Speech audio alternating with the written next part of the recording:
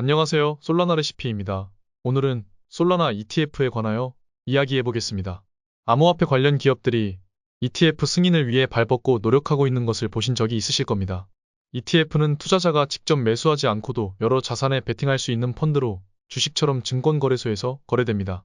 예를 들어 금, 은값을 모두 포함해 ETF 하나를 구성할 수도 있고 상위권 IT 기업 및 보험회사의 주식을 혼합해 ETF를 구성할 수도 있는 겁니다.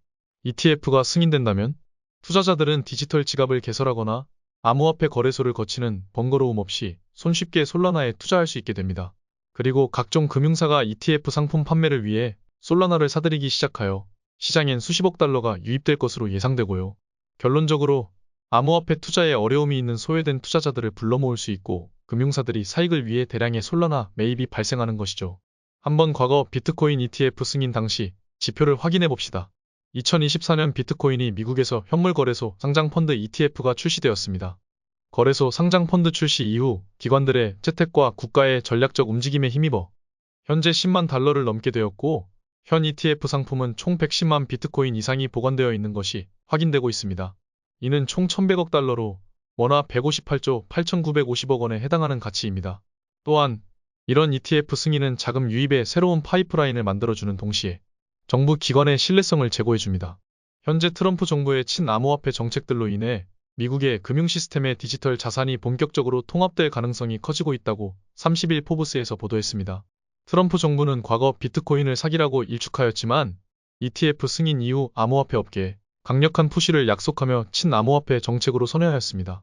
과거 암호화폐 불신론자인 트럼프였지만 현재 비트코인을 직접 보유하는 방안을 검토하고 있으며 디지털 자산 비축을 위한 법적 정책적 기반을 마련하기 위한 고민을 하기까지 이르렀습니다. 그리고 이에 따라 각 주들도 비트코인 비축을 위한 법안들을 내놓고 있는 실정입니다. 애리조나주의 입법자들은 공공자금으로 비트코인 및 기타 디지털 자산에 투자할 수 있도록 허용하는 법안이 제출됨을 확인되었고 주상원 재정위원회가 1월 27일 5대 2의 투표 결과로 이 법안을 승인한 것을 확인할 수 있습니다.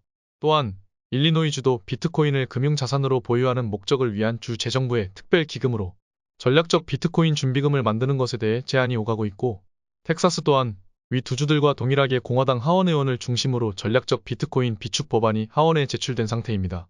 위 비트코인 ETF 승인 사례와 같이 ETF 승인은 기관급 투자자들의 유입과 국가기관의 신뢰성을 제고해주며 여태까지 우리가 상상도 하지 못한 거대 자금 유입의 파이프라인이 개설되는 것입니다.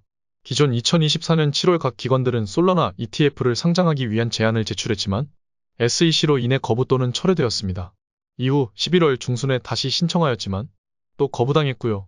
하지만 현재 SEC의 암호화폐 회의론자 게리 겐슬러가 기관을 떠났고 암호화폐의 우호적인 폴 애킨스가 현재 SEC를 리더하고 있습니다. 이로 인해 솔라나의 ETF 신청이 승인될 가능성이 높아졌고 금년도 1월 28일 기관들은 다시 한번 솔라나 ETF를 신청한 것을 확인할 수 있는데 이번에는 기대해 볼 만할 것 같습니다. 물론 이번에 거부가 되더라도 솔라나의 ETF 승인은 시간 문제로 보이며 향후 거대 자본의 유입을 기다리기만 하면 될 것 같습니다.